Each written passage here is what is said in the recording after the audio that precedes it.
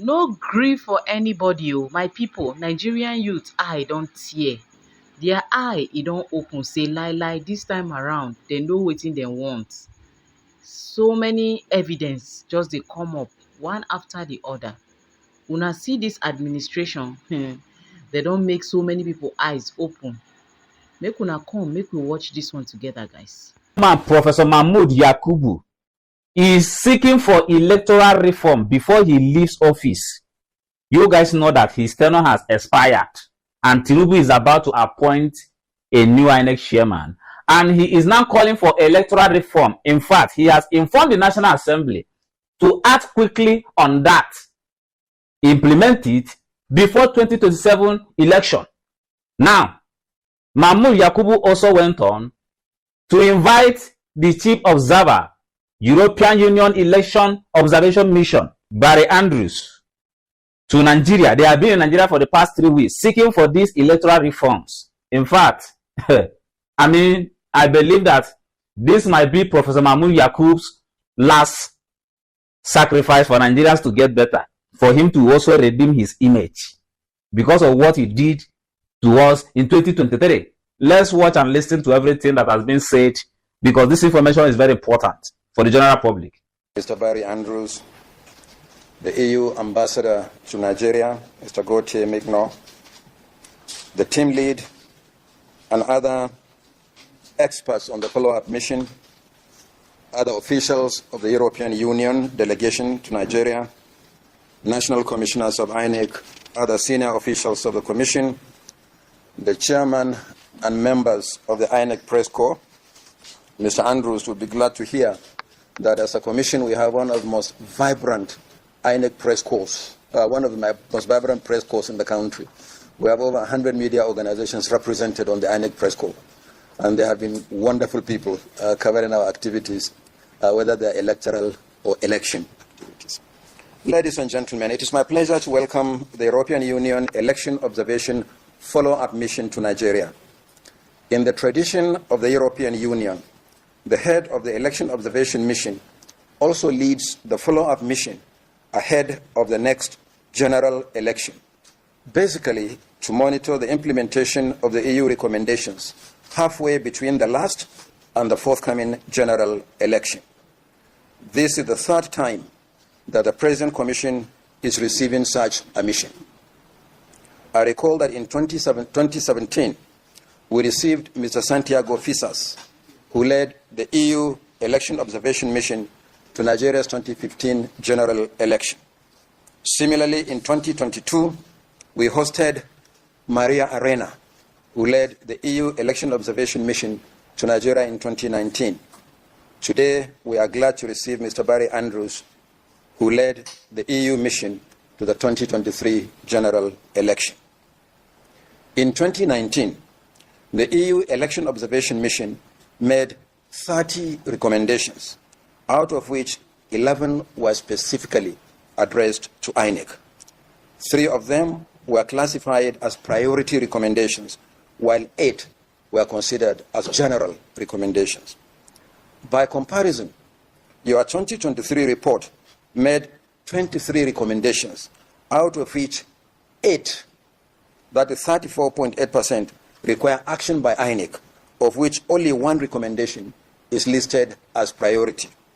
The remaining 15 recommendations, that is 65.2%, out of which 5 were categorized as priority, require action by the executive, legislature, and the judiciary, political parties, and multiple stakeholders such as civil society organizations, the media, and professional bodies.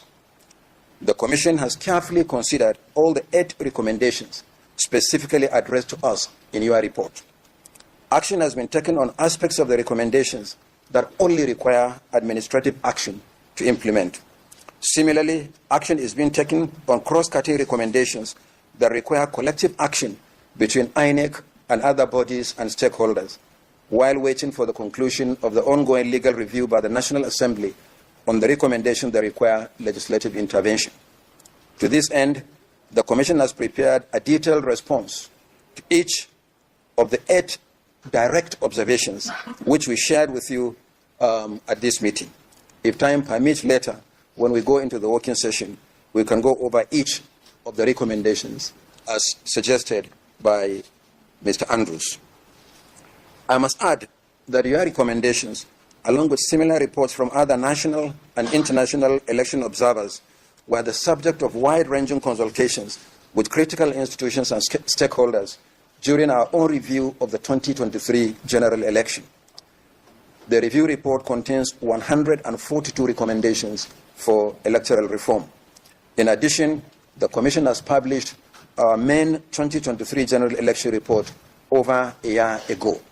The main report for the election, as well as our review reports, are already available from our website. As you are aware, election is a process governed by law. Many of your recommendations require the review of our electoral laws or the Constitution of Nigeria. For this reason, the Commission has interfaced with our National Assembly, including a retreat with the Joint Committee on Electoral Matters, the Senate and the House committees, way back in April in Lagos. On this note, I would like to appeal to the National Assembly for an expeditious consideration of the electoral reform proposal. An early passage of the law is critical to our planning for elections. Uncertainty over the legal framework for the election can unsettle the work of the Commission as election draws nearer. For instance, the Commission cannot conclude work on the regulations and guidelines for elections unless and until the law is passed.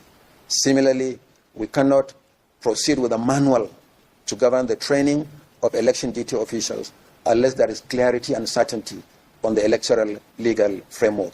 I'm confident that the National Assembly is working on that. So we look forward to the next EU Election Observation Mission for the 2027 general election. As you are aware, and as you said, Mr. Andrews, international election observation missions are deployed on the invitation of INEC. I want to reassure you that we'll continue to engage with you. Very soon, the Commission will send out invitations to the European Union, as well as the Commonwealth, the African Union, and ECOWAS for the 2027 general election.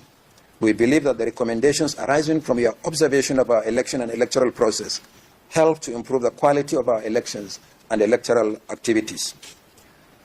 Let me once again welcome you to the Commission and welcome you to Nigeria.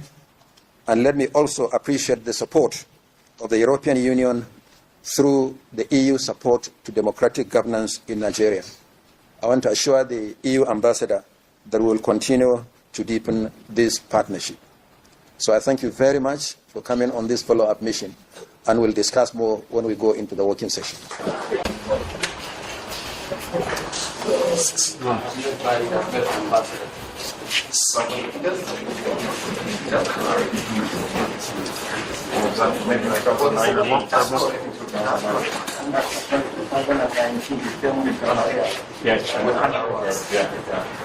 How is she?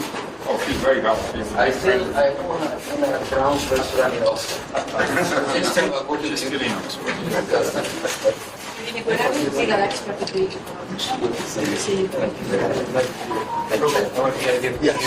Yes. Thank you. Do I know you now? Look.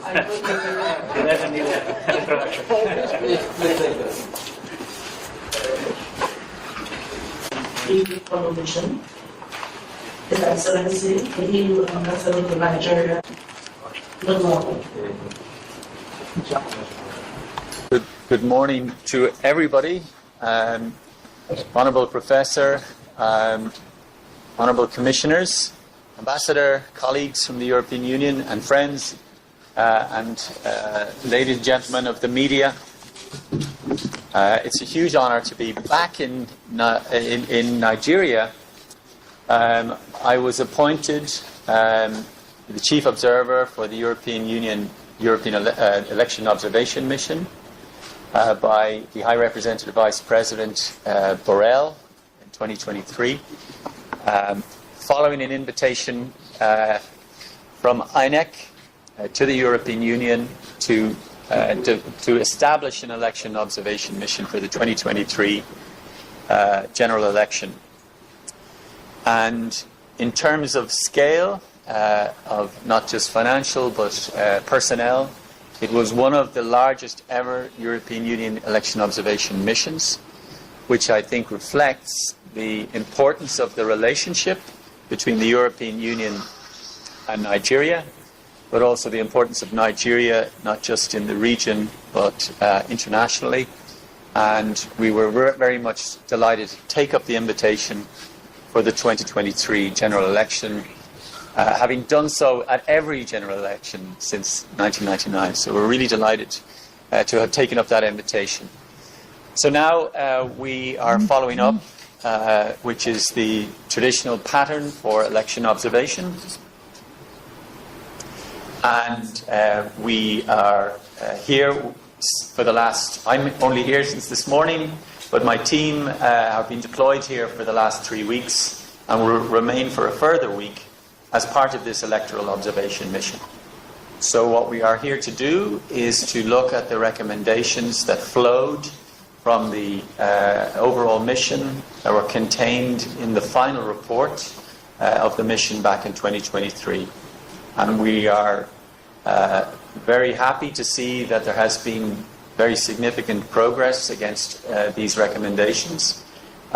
We recognize that there are certain time constraints, both in terms of judicial reform as well as administrative reform, and of course constitutional reform, which is somewhat more difficult. But we are making all of these recommendations against international standards that the EU, that Nigeria, that most countries have signed up to. And so we are part of an overall international election observation ecosystem that has really served to buttress democracy, to support democracy, not just here in Nigeria, not just in Africa, but across the world and in Europe as well. And I'm happy to say, as an Irishman, we've had Nigerian election observation teams in Ireland for our presidential election, and we welcome them, we warmly welcome them and their constructive observations. And we are here in that same spirit, Professor, as part of our follow-up mission. So INEC has obviously carried out its own review of the 2023 elections, and we'll be looking forward to hearing what you have to report on the recommendations and the follow-up and implementation of those recommendations since 2023. There are specific areas that require legislative action that I've referred to in my opening comments, and we'd be delighted as a team to hear from you about what progress has been made and what concerns you have about obstacles in the future, and particularly around constitutional change, which is obviously a little bit more difficult. There have been off-cycle governorship elections in the meantime since 2023, so we'd be keen to hear what changes were applied for those elections. And again, just to hear from you about what steps have been taken and can be taken to improve transparency around the publication of results, which is a part of our recommendations. So with that, once again, on behalf of our small team, we're really grateful for the invitation and the cooperation with INEC, which has been outstanding over the last few weeks. I want to thank our own EU delegation for facilitating our visit as well, and to thank the Commission for hosting us this morning for this exchange. Thank you, Professor.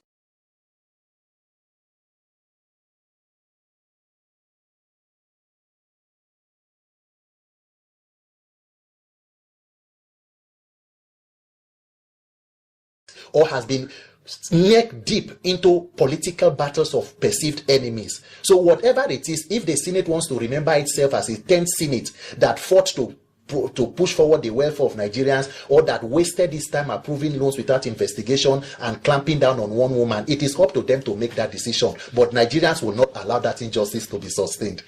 Right. How will you assess this 10th Assembly in the light of all that we have seen?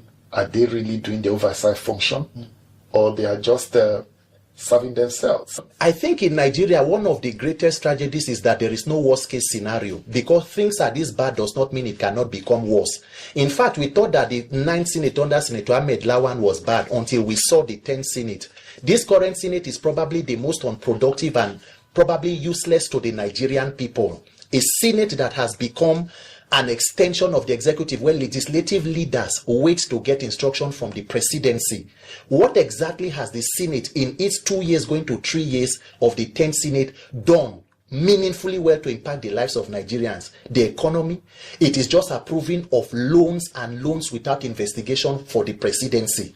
And then you see National Assembly members, instead of taking the pains of carrying out oversight, they are more interested in political controversies and all sorts. So for me, I think that it is high time for Nigerians to drain the swamp, to ensure that whatever that it is, because we are spending a lot of money. The budget for the National Assembly is above 350 billion. So when you spend so much money on non-essentials, on something that is not productive to the people, we are the collateral for that level of mismanagement and recklessness. So I think it is shameful what the legislative arm of government has become, because that is the arm of government empowered to carry out oversight. And if it can become that, where is democracy headed? Where is the country headed? Nigerians must think about how to recalibrate ahead of 2027, because we have a lot of trouble in our hands if this is what we have as a legislative arm. All right, you've been in the forefront of electoral reforms. I can even see it on your T-shirt.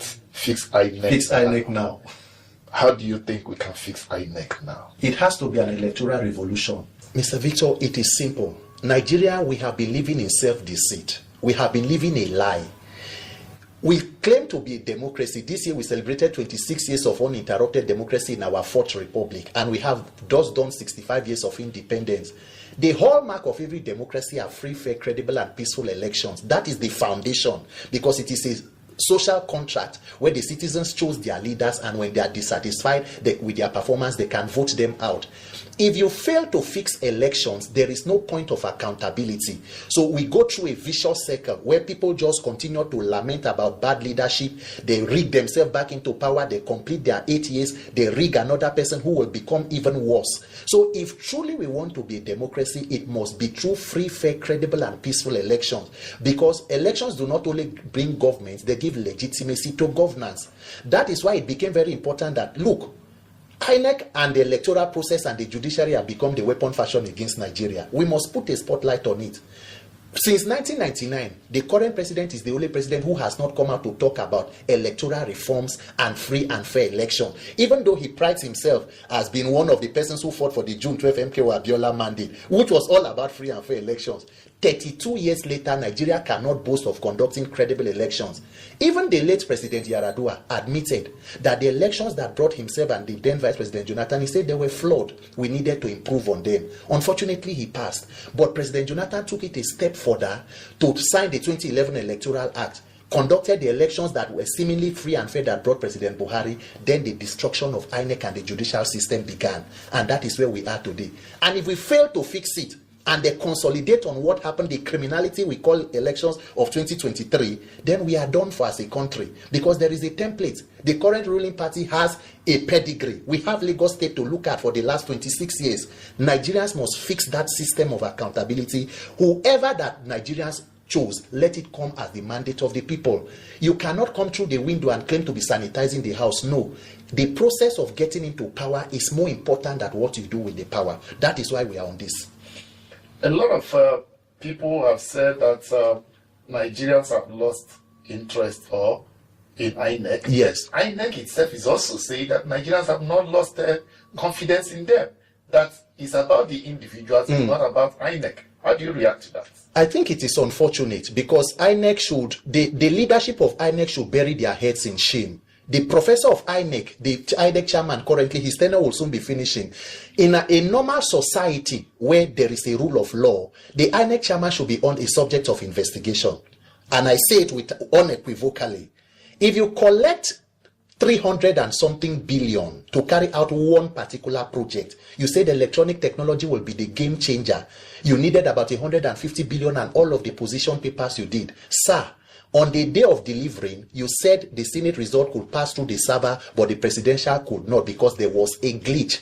Sir, do we know what caused the glitch? Has INEC told us why we should not have further glitches moving forward? The politicians, have they come out to say, in the minimum, let us know why taxpayer money should be wasted in such a misadventure, and on the day of delivery it fails? Until date, there is no conversation about electronic tech. In fact, the 2023 election has not even been reviewed by this current INEC chairman who is about to go. And when you say the people do not trust the process, INEC data for 2023, total number of registered voters was about 93 million. Collected PVCs were about 87 million according to INEC. The total number of persons who voted in that election were less than 28 million people. Sir, why do more than 50 million people take the pain of registering, collecting PVC and are not interested? It's simple. Nigerians do not trust those processes or those activities we call elections. In the words of one of the African Union observation team that came in 2023, they say what we came to do was not election monitoring, it was a crime watch. Imagine leadership that comes from a process of criminality. How does the country move forward? And INEC is telling people that it's not about. So for us now, it is to plug the loopholes.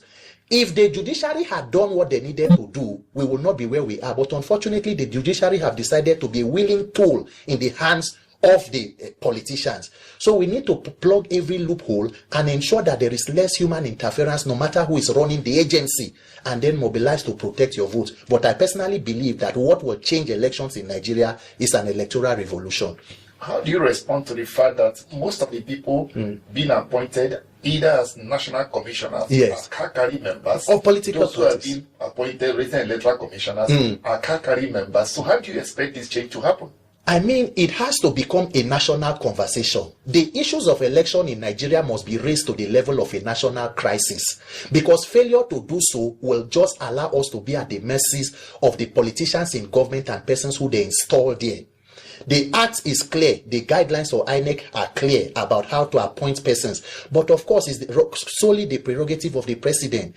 Persons are saying that, oh, you may need to now amend the law so that it is not just the sole responsibility of the president, who will also be a participant or a contestant, picking the umpire. But then again, to what extent can we really control the interference of people? Even those who may not be card-carrying members, by the time they get in there, how do you control their own activities? That was why it became important that can technology insulate the process from human interference? And even when you raise all of these issues and say this person should not be a national commissioner, the person is a card-carrying member, what judiciary are you going to take the case to, sir? So Nigerians must wake up, because even now, the electoral reform, there is no political will from this 10th assembly to... If you pass electoral reform and do free and fair election, you are almost saying that 90% of the current politicians should retire and go out of office. So it will take a critical mass of Nigerians to wake up and insist that the right thing should be done, or else we continue in these irregularities. If you are to ask to point one or two steps you think should be taken to achieve these electoral reforms, what will it be? Occupy National Assembly. Nigerians must mobilize civil society, everybody who means well for Nigeria. As the Senate resumes and begins considerations, they will begin a public hearing and all of those calisthenics about trying to do this, because of course politicians will be politicians. If they give you reform A, they open a loophole by B, because you know you cannot have it all together. So everybody must, in Nigeria they will say men must mount. Nigerians must put maximum civic pressure to implement or express your right to peaceful assembly. Put the pressure you need, and then begin to look at the critical part of what part of the Constitution or the Electoral Act and the INEC guidelines, whatever that needs to be amended should be amended. And then, of course, there is the part of almost every case, every political contest in Nigeria ends up in the judiciary. Should the courts be choosing leaders for the people in a democracy? That is, we have shortchanged the will of the people. We can as well decide that the court should tell us who should be governors and senators. Let everyone go to bed. We have to fix this broken system, and it will take Nigerians waking up and realizing that our lives depend on the quality of elections and leaders we produce. You talked about the judiciary. How would you assess the judiciary? Looking at 2023 elections going forward, how would you assess them? In all honesty, I have said it severally that I do not believe Nigeria has a judiciary. The judiciary is an independent arm of a democratic government that is capable of dispensing justice for the state and not for statesmen. What Nigerian judiciary has proven to be is the legal department of any political party in power, where politicians and strongmen control whatever. You can see what is going on, where people become SAN through whatever means that they be. Spouses of politicians just move from high court to the appellate court, then to the Supreme Court. Look at the case of Rivers State, for example. The president, that is a textbook definition of where Nigeria's democracy is. And a president in a democracy woke up and decided to suspend a legitimately elected governor. I'm not talking whether it is right or wrong, but before even the Senate that should ratify ratified, he had already sworn in a sole administrator. The National Assembly that should ratify with 2/3 majority decided to use a voice vote. Now, the voice vote was used to uphold the illegality that was done by the executive. PDP governors approached the court, and for 6 months, the Supreme Court was unable to entertain a suit to determine the legality of a process until that 6 months expired and the governor came back in a so-called peace deal. So if you can see the tragedy of the 3 arms of government, you should know that Nigeria is in dire strait. Nigeria is in serious trouble. The judiciary that should be called the last hope of the common man has become the last hope of the uncommon man. When you see politicians in Nigeria today, we almost have a minister for the judiciary who is building houses for them, increasing their allowances and pampering the judges. A person who at the end of an electoral cycle will also be a defendant in their court. And we don't see it as clash of interest. We don't see it as administrative abnormalities. Everybody just goes in that way. So what is the hope of the Nigerian if we have that kind of judiciary? We are in serious trouble and we must fix it. The president's speech, independence anniversary speech, the president said that the economy is on the path of recovery. Super story. And then that we are making progress. What's your take? That one is Tales by Moonlight. I think our pockets and Nigerians will be the ones to tell the stories. I think it is very shameful and it is disappointing that 65 years after independence, 15 years ago in 2010, when we did 50 years of independence, Professor Wole Soyinka is quoted on a magazine to say there is nothing to celebrate. In 2015, if you want to know exactly where President Tinubu and the current government, the mischief we have in leadership about the economy, the major campaign and one of the policy statements of President Tinubu was on May 29, 2023, subsidy regime is gone. They pride themselves in removing the corrupt subsidy from fuel subsidy. And I asked the question, Mr. President, if you want to be honest with yourself, it is true that there was corruption in subsidy. But the question is, between May 29th and today, October 2025, President Bola Ahmed Tinubu, how much have you saved exactly from fuel subsidy removal? Because subsidy in itself was not a problem. It is the criminality in subsidy. Subsidy is paid in different forms in different countries. What we call social securities are all subsidy. In fact, if you take out subsidy and you begin to increase money to governors without holding them accountable, you have only decentralized corruption. What you are telling us is that you have removed subsidy for the poor and are subsidizing the rich. So what is happening in Nigeria today is that we, the poor and average Nigerians, we are the subsidy for the wealthy, and you live in luxury. The president can come out and say he has turned the corner economically because, of course, his economy has improved. He bought a new presidential jet. He bought a presidential yacht. They budgeted money for SUVs for the office of the first lady. They are installing solar panel in the presidency for billions. They renovated the vice president's house for about 20-something billion. They released money to the Senate to buy bulletproof vehicles for more than 160 billion. So their own economy has improved. The question is, the man on the street, how do we have stable power to even power your own small and medium scale enterprise? What is the security up to us? Today in Kano, in Kwara State, bandits are killing people. Kwara, that used to be one of the most peaceful. In Katsina, bandits are holding peace deals. We have security and insecurity officials. What I see is Nigeria being governed by political businessmen who see the citizens as customers for their trade. Nigerians must wake up and dismantle the structure of criminality. I take exception to that speech by the president. If President Tinubu is being honest, sir, can you have a policy statement from a British Prime Minister on something as important as fuel subsidy, and then you cannot account for exactly how much was saved from it? Let us say, okay, we saved 50 billion. Do you know what 50 billion can transform in the health sector? How much is ASU looking for? How much do we need to improve educational infrastructure for the out-of-school children, more than 18 million to return? So that we know that we stopped criminality in subsidy, we saved from this, and this is what we have been able to reinvest it, and with tangible result. Our trunk A roads and highways, more than 80% are not motorable. And you keep insisting that you removed corruption from fuel subsidy. Sir, you have diversified corruption. Please excuse us. And then the issue of insecurity. He also said that an attack in Niger State with more than 30 persons kidnapped and a number of persons killed.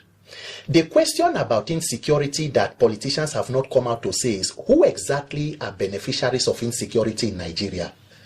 Has insecurity become a multilateral or multinational economic investment where the more money you pour into it, the more it explodes? Remember that when President Jonathan was leaving office in the heat of the Boko Haram insurgency, this insecurity thing was majorly centered around the northeastern states, Adamawa, Yobe, Borno. President Buhari came, who was supposed to fight insecurity as a retired military general. Since the coming of APC, Nigerian army are in active service in the 36 states, including the FCT. We have more than 40,000 IDPs in Abuja, the country's capital. So when you begin to do peace deals, you do peace deals on Monday. On Tuesday, the same bandits attack a state like Zamfara to kidnap more people. And the bandits come out to tell you in public that these killings will not stop for as long as there is injustice against us in a country that has a commander-in-chief. And President Tinubu's statement under Jonathan, he said if Jonathan has failed on insecurity, he should resign. When will President Tinubu resign for killings and insecurity? The death of one person is much enough, or is plenty enough. But it has become a norm. In today, we just compare statistics in Nigeria. Oh, now 10 people they killed. Oh, last time they killed 40. Recently, bandits attacked NYC corps members in Kebbi State that I know of. The NYC corps was asking them to contribute money for them to be brought out from the villages to the city in Bremen, Kebbi. A lot of them use their own transport money and have come back to Abuja and are seeking for redeployment. A lot of unreported stories going on around. But the president can sit at the comfort of the villa with a televised speech or a teleprompter and read whatever he wants to read. How safe are Nigerians today? It is up to all of us for how long this impunity and recklessness will continue. if I'm to ask you, are we better off pre-2015 than we are today? I think the answers and the everything speaks to itself. How much was a bag of rice in 2015 when Jonathan was handing over? How much was a liter of fuel? It is this same administration that protested against Jonathan removing oil fuel subsidy in Occupy Nigeria. Have you forgotten in 2012? What exactly when President Jonathan, as corrupt as they say his government was, he even had a plan. There was Shopee, there was UWIN. I know people who benefited from UWIN without knowing anybody in government. In that government that was seemingly corrupt. So what exactly are the incentives available to people today? 10 years after the Jonathan presidency and counting, we have become the world's headquarters for extreme and multi-dimensional poverty. We are probably the third most terrorized nation in the world. So what are the economic indices? You are bringing taxes. Do you tax the people into prosperity? What is the prosperity and employment or productivity you have built before you want to take tax from them? All the taxes you have been collecting in Lagos State, 25 years later, how has the infrastructure of the state improved commensurate or vis-a-vis its IGR? We just take money for people to embezzle and to steal. Today in Nigeria, what can the minimum wage afford? How much, if even you employ a person and you pay the person 150,000 or 200,000, how much is a self-contained in Abuja? So Nigerians, the question is left for all of us to answer. How better off is our life? And then, of course, some regional leaders said they were going to expose those politicians behind insecurity in Nigeria and, of course, within the sub-region. Yes. What's your take on that? Sir, can you count how many times under the Buhari presidency, the presidency came out to tell Nigerians that they will expose the sponsors of terrorism in Nigeria? What happened? Why did no one hear of it again? Do you remember that there was an incident, an event in Taraba State where the former Minister for Defense in Nigeria, retired General T.Y. Danjuma, stood on the stage and said the military, they collude. They collude. You know, if an ordinary citizen makes that statement, the person will be called into questioning. Till today, was there any investigation into the statements made by the former Nigeria's Minister for Defense? It then means there is more that is not being said than is being said. So whatever it is that regional governments are going to do, because the insecurity as it is today, it affects almost everybody in the sub-region. The borders are so porous, they say people, you can cross from Niger into this and cross from this. And if we continue with that level of, irregularity and all of that, It will never end because there is no sincerity of purpose. So I do not even see the political will. If you have a situation where in 2018, or was it in 2019, remember when police officers from the IGP-IRT went to Taraba to arrest a kidnapped suspect. On their way, they were attacked by men of the Nigerian military who opened fire, killing about 3 officers and a civilian. And guess what? The kidnapper was able to escape.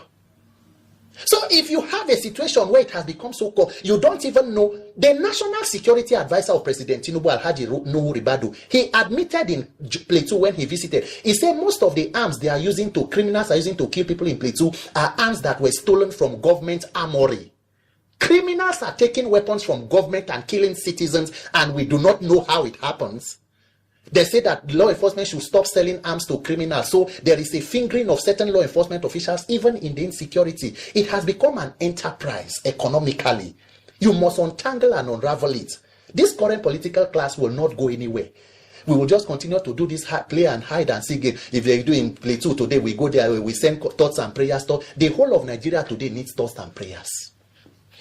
Right, sometime, I think, if I can still remember, you were quoted as saying you vow that you were sure Akpabio is not re-elected in 2027. How do you intend to achieve this, and why do you feel paid by Akpabio's presidency of the Senate?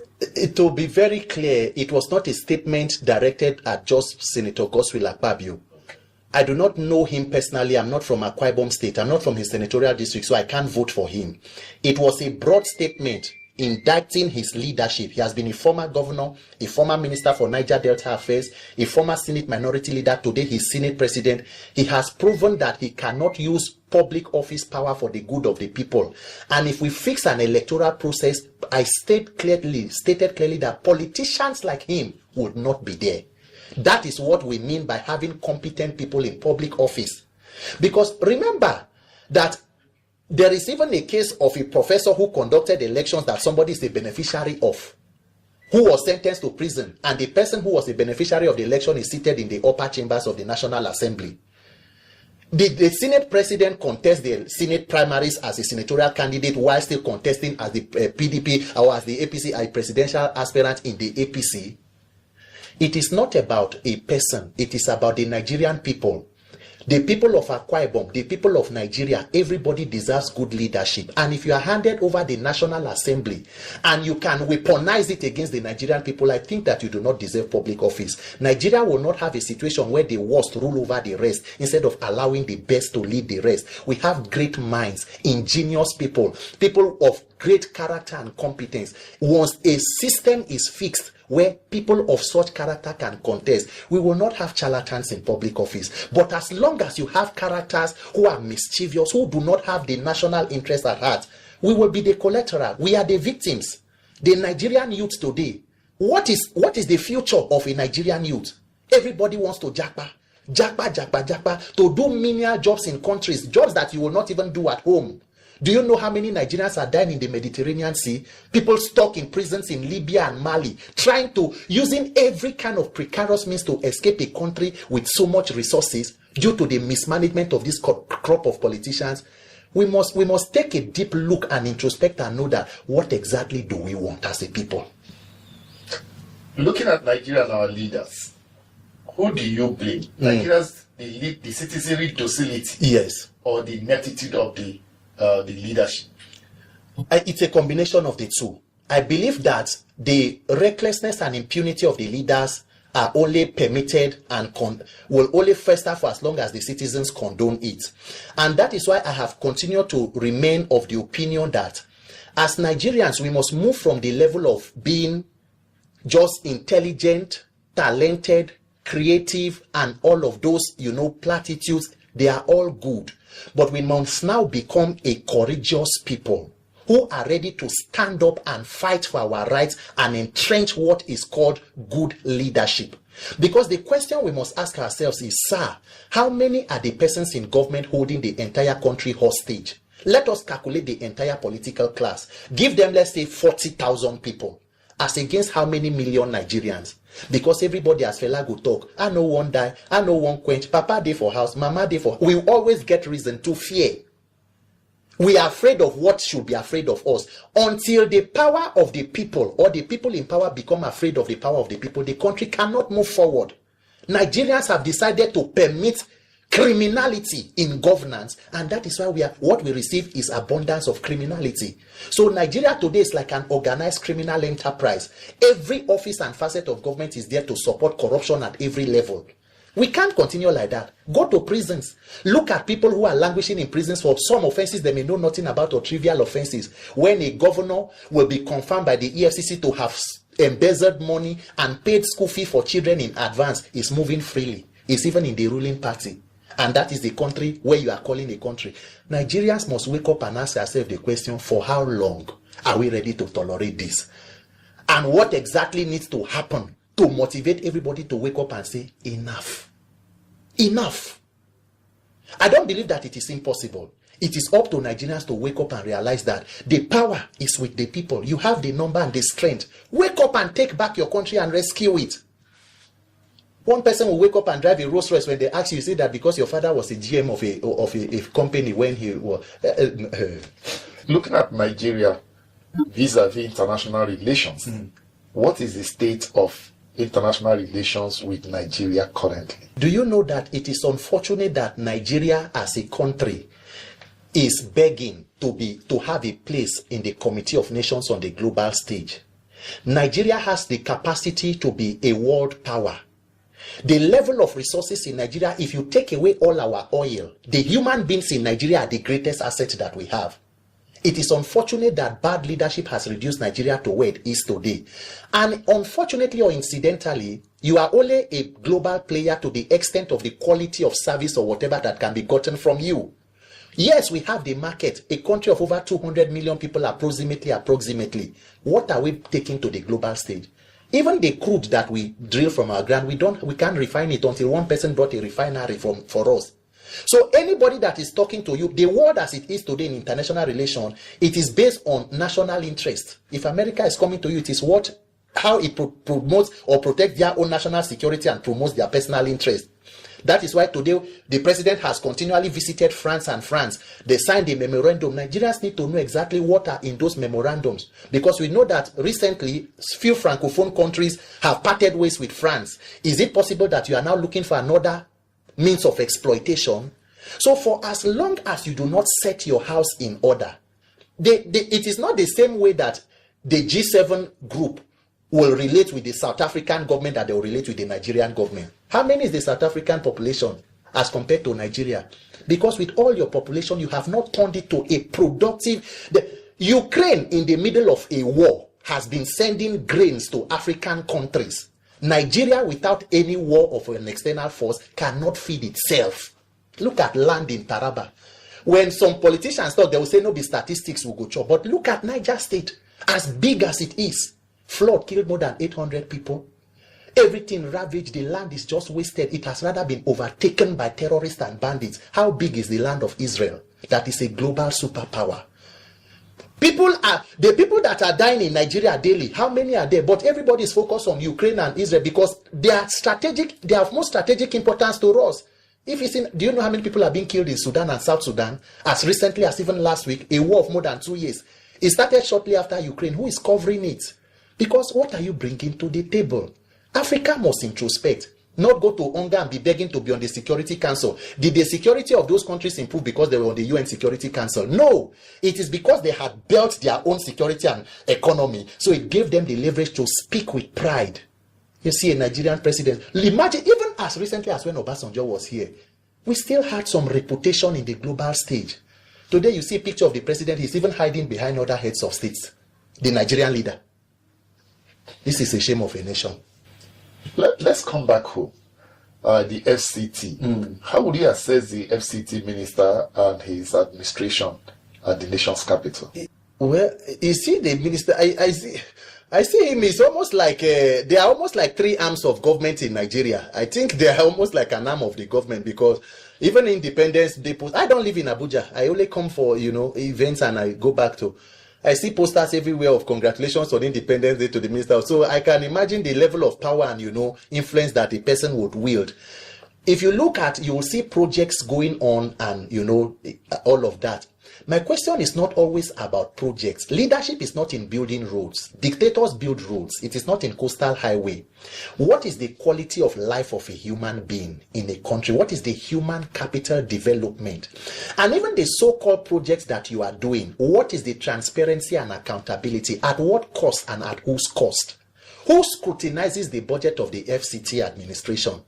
We just go there. You know, you are close to the National Assembly. It can be anything can be approved. What is the bidding process? How is it open for ordinary Nigerians who may have the capacity to deliver to also vie for these contracts and execute them? So anytime people talk about we focus on the central government, imagine us saying, okay, we want to hold governors accountable because the president said we have increased allocation to them. What agencies control graft in Nigeria? Because we have refused to have a true federation or have a what do they call it, restructuring. Everything is centralized in the center. It is the EFCC. How many high-profile Nigerians have the EFCC prosecuted to reasonable conclusion? It is Yahoo boys. You go sting operation, you jump inside hotel, break in the middle of the night. A governor, you admitted that he's carried money so that he pays school fee of children in advance. Where is he? The day they went to go and arrest that governor in his house in Abuja here, securities attached to the governor shot in the air, forcing EFCC officials to withdraw. So you will now tell us we have given governors money, go and hold them accountable. Where is the means of holding them accountable? What governor controls any arm of law enforcement agency? In fact, even the suspension of the Rivers State governor is ridiculous when you say that because there was insecurity and unrest, the president should be suspended. You are the one who is the one in charge of security. If there is insecurity in Rivers State, the president should be held responsible. What arm of the law enforcement does the governor control? Why is there no state of emergency in Borno? Why is there no state of emergency? Go and do it in one state in the north where killings are daily basis. So if you look at across board, it is a tale of rascality, recklessness, cavalier in their own impunity. It is like a country being governed by unarmed robbers, people taking from you and robbing it to your faces. So anybody can become, you can see the convoy of the FCT minister. If you ask a question and say, how much exactly is budgeted for your logistics and your movement, it will become a problem. You will be the one who is the problem. But under due process and a rule of law, should we not know what is being spent on servicing the lives of politicians? You are a youth advocate, and some of these youth have been accused of also looking up to the politicians we criticize as their mentors. How do you intend to change their mentality to embrace issues from the perspective of a better Nigeria? It will be an unfair characterization. They are not in the majority. What exactly has the generation ahead of us bequeathed to us? What did we meet on ground? There are people like my own late father and persons in that age group who will tell you that they went to school with government scholarship even as at their time. That public schools were the pride of the country as at that time. What exactly did we meet on ground? What is there for you as a young Nigerian to be patriotic about? You are your own government. You provide your own security. The number of people, more than 18 million children are out of school in Nigeria, an entire generation. So when you see young people struggling for survival, it is up to people to do what they want to do to survive.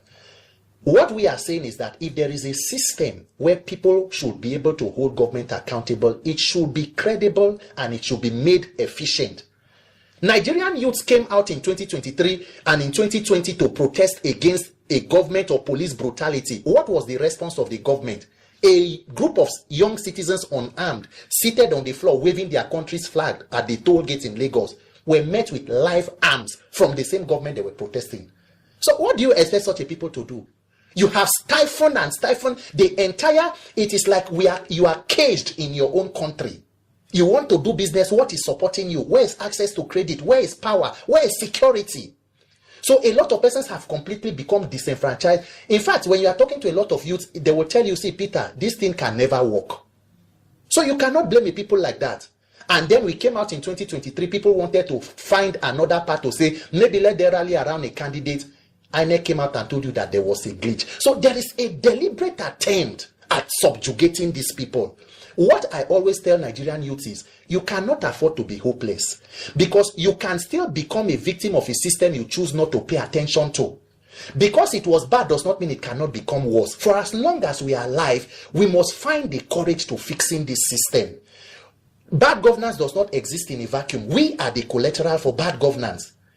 There are certain persons who will be alive today but for the government that we have. And people will tell you it is not even made better by religious houses and leaders. It is God's will. We pray, we thank God, and we move on. Meanwhile, the same religious leader is protected by armed law enforcement officers.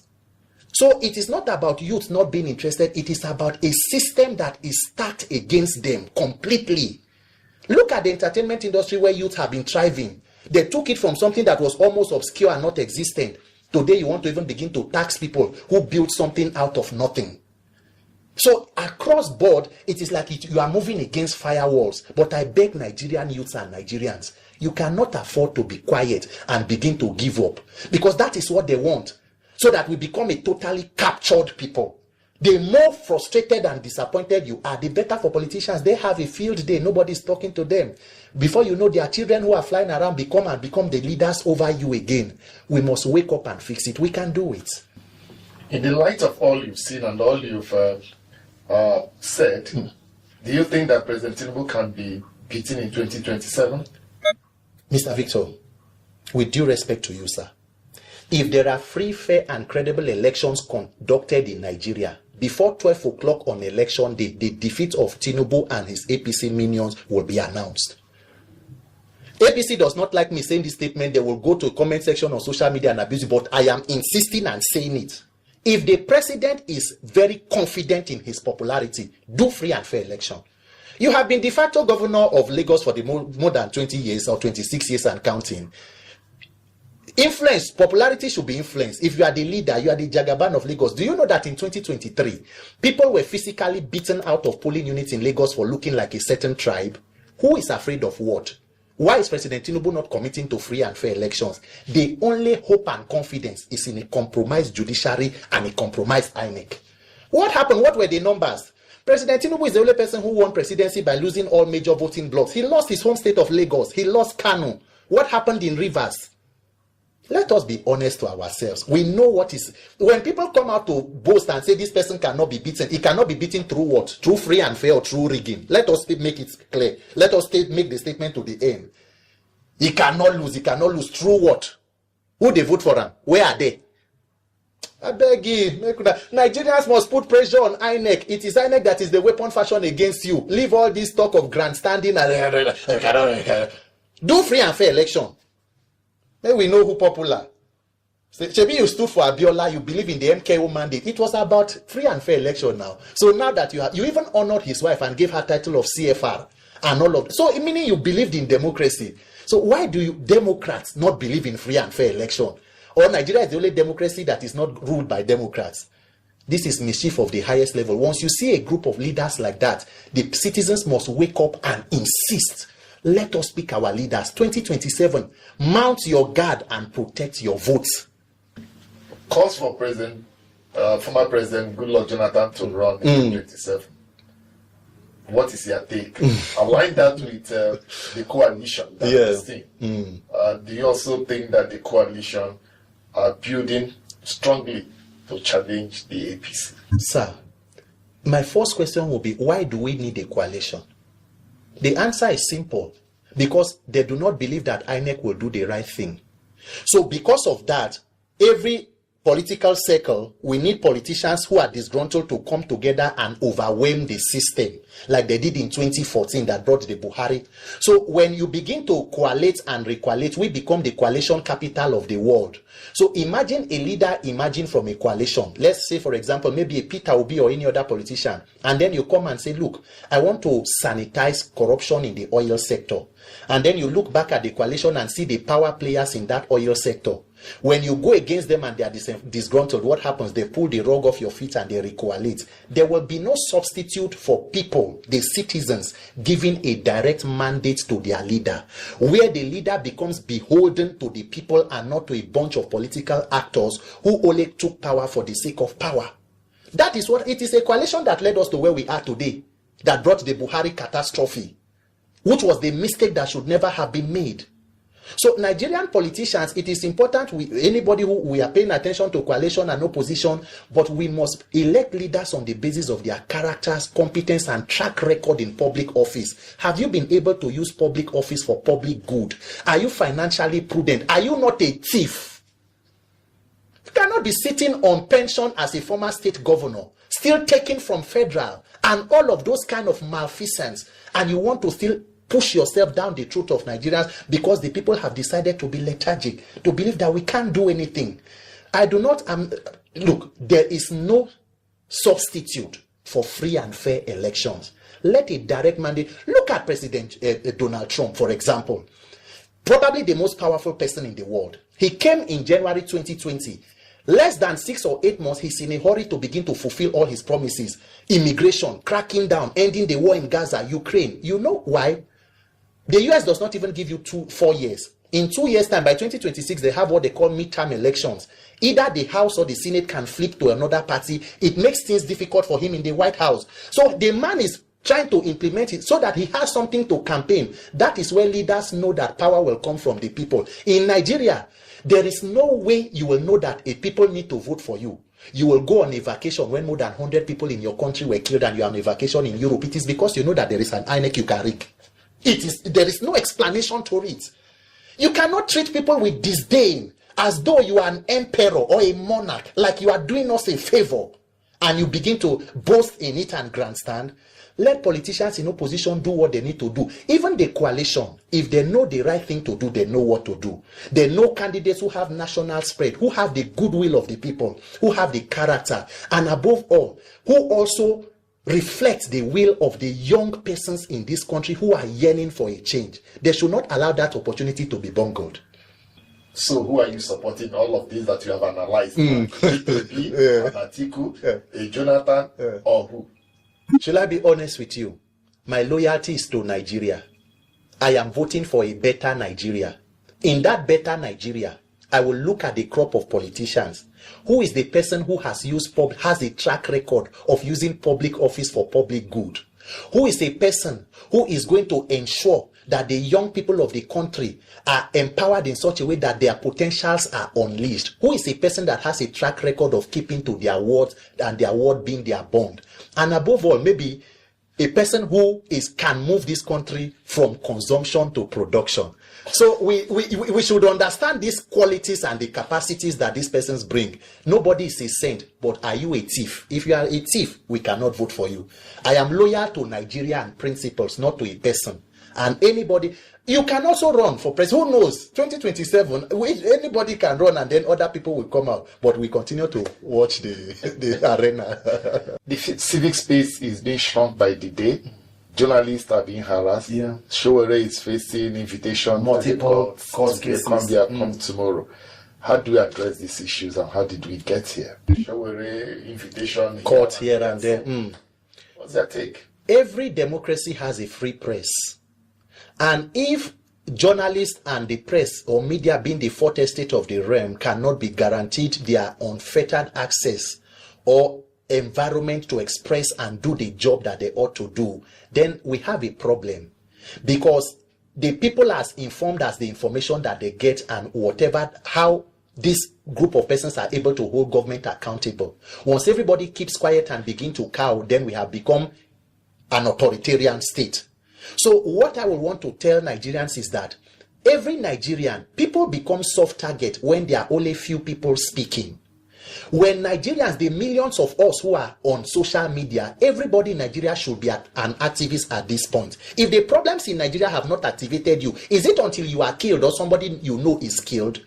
So when imagine 1 million people on Twitter waking up every day to amplify what one activist has been saying, we need fuel supply, we need this, we need that. What happens or what becomes of it? There will be no prison for you to even put everybody. But when everybody cows and allows one set of people to be at the top, they become soft targets. So we must continue. You see Atiku Abubakar. Atiku Abubakar never believed in Southern presidency. Yes, Atiku never supports any Southern presidents. Atiku does not believe that a Southern president should emerge. Atiku always believed that Northerners should be occupying the #1 seat in Nigeria. That is belief of Atiku Abubakar. He knows that right inside him. If you think what I'm saying is wrong, just check Atiku Abubakar's political career. You find he always been an antagonist to the Southern presidency. He never wants any Southerner to emerge, even through his speeches that he made against the Southern Nigeria. So he never believed for a Southerner to occupy #1 seat. He always believed, let it be not. If you check 1999 when Obasanjo emerged as a president, though Atiku emerged as a governor in Adamawa State, then Obasanjo took him as a vice president. After that, he started fighting Obasanjo. You understand? So the second tenure was very, very tough for Obasanjo just because of Atiku Abubakar. He started conniving with some governors just to make sure they bring Obasanjo down so that himself will occupy #1 seat. Go and verify this what I'm saying. And Atiku Abubakar knows what I'm talking about. Let's forget that Obasanjo was, wanted third time in office. Let's push that aside. In 2011, Jonathan, after completing Yar'Adua's tenure in 2011, do you know this same Atiku Abubakar? He contested against Jonathan just to make sure that Southerner do not occupy that #1 seat. After that, he contested under ACN. He later came back to PDP again to see if, at least, if Jonathan finished that 4 years, that is, maybe they will relinquish power to the North. But Jonathan insists that no, I have not served it. I always completed the Yar'Adua's tenure. What did they do? All of them join hands together. This same Atiku Abubakar, they collide, form a coalition to make sure that they bring Jonathan down, which they later succeeded in doing that. 2019, everybody supported Atiku because of the bad government of Buhari, his brother. They supported you, Atiku. All the whole Southerners, most especially South and the Southeast, they rally around you. 2023, after Buhari tenure, which is not so. Remember, Buhari have ruled for 8 good years in Northern. With the right thinking, sensible or sense human being, Atiku shouldn't have contested in 2023. Seeing that a Southerner have been supporting me, he cannot support a Southerner. That was what destroyed PDP today. Atiku insists that he must occupy that #1 seat in Northerner again in 2023. That was the reason why people like Peter Obi, people like Nyesom Wike, they have to leave Peter Obi left PDP. Nyesom Wike was in PDP, but they were there and destabilized PDP. Now, again, Atiku is still insisting that he must occupy that #1 seat. Is to tell you that Atiku never have mind that a certain Nigeria should be occupying #1 seat. He don't have it in mind. But one thing you should understand for sure, that he will fail. He will fail. Because he's very greedy. He's self-centeredness. That is what is disturbing him. Go and check these things that I make mention of. You find out that Atiku never support a certain president for once. He always let it be not. Let it be not. Please help me share this very video until you get to Atiku Abubakar so that they can have a rethink. Nigeria is